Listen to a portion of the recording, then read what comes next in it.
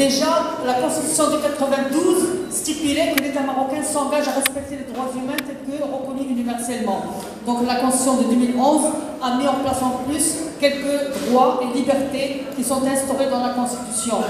Mais ce qui est inscrit dans la Constitution, bien sûr, ne suffit pas puisque la Constitution elle-même ne contient pas les ingrédients, si on peut dire, ou les bases d'un état de droit, puisqu'il n'y a pas la séparation des pouvoirs, il y a encore une concentration du pouvoir entre les mains de la monarchie, ce qui, en plus, il n'y a pas une indépendance de la justice, ce qui entrave toute possibilité de mettre en place un vrai état de droit.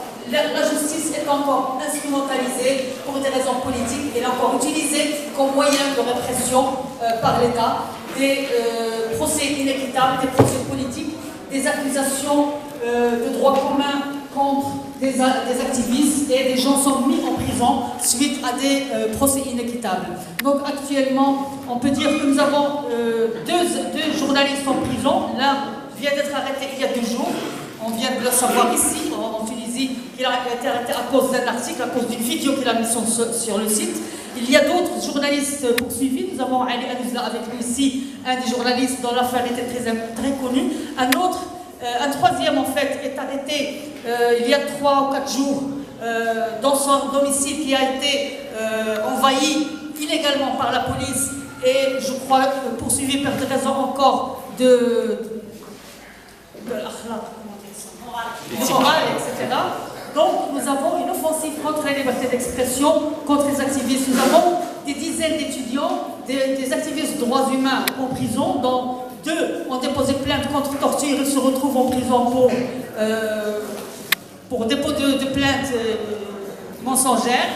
Nous avons aussi un autre activiste en prison pour avoir protesté ou soutenu des protestants, un mouvement de protestation.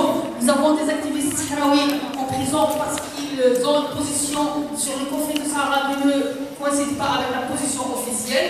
Nous avons des islamistes qui ne sont pas violents, qui ne sont pas impliqués dans des actes de violence, mais qui sont en prison pour leurs convictions.